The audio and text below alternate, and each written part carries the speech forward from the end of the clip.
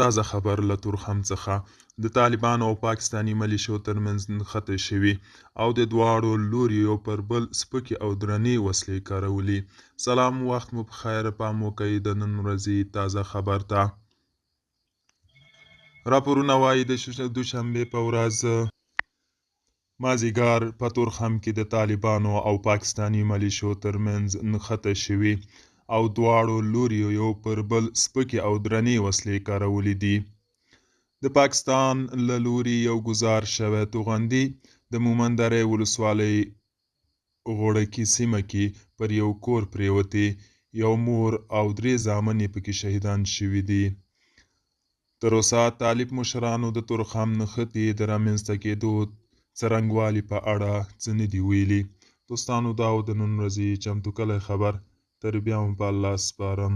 ښې چارې، ښه وخت.